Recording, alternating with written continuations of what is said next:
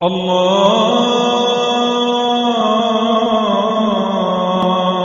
أكبر الله أكبر. بسم الله الرحمن الرحيم.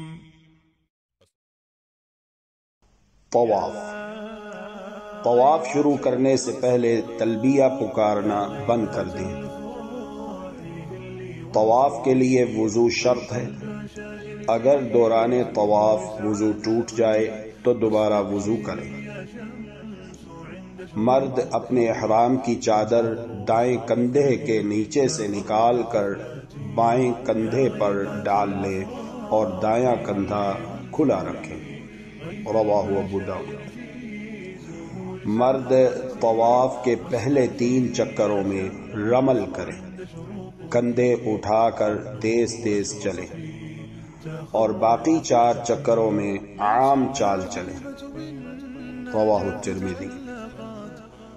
طواف کے آغاز میں حجر اسود کا دائیں ہاتھ سے استلام کریں، چھوئیں یا ہاتھ سے اشارہ کرتے ہوئے حجر اسود کی سیدھ میں کھڑے ہو کر یہ الفاظ ادا کریں: بسم اللہ واللہ اکبر۔ رواہ البیہقی۔ باقی ہر چکر کے آغاز میں صرف اللہ اکبر کہیں۔ رواہ البخاری۔ طواف کرتے ہوئے بیت اللہ کو اپنے بائیں طرف رکھتے ہوئے طواف مکمل کریں۔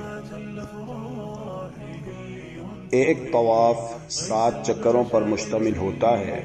ہر چکر حجر اسود سے شروع ہو کر حجر اسود پر ہی مکمل ہوتا ہے۔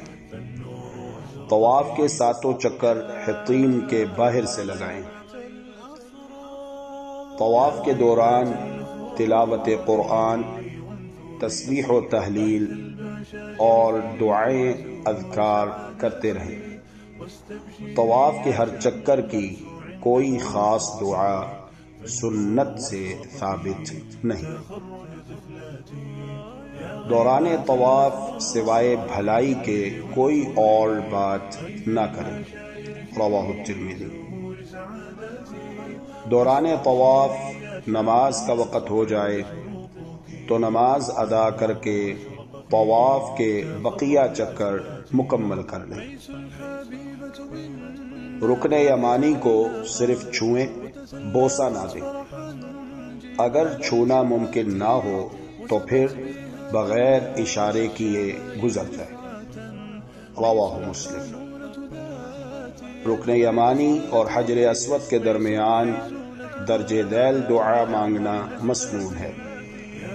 ربنا آتنا فی الدنیا حسنة وفی الآخرة حسنة وقنا عذاب النار۔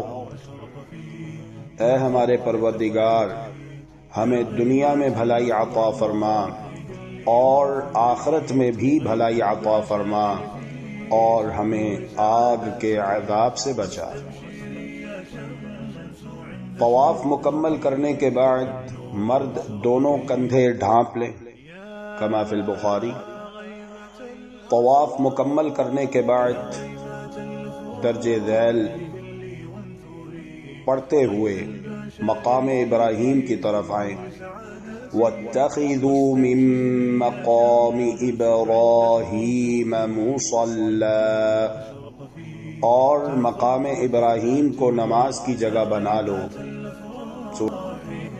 اللهم إنك عفو تحب العفو فاعف عنا، اللهم إنك عفو تحب العفو فاعف عنا، إلهنا فاعف عنا يا كريم۔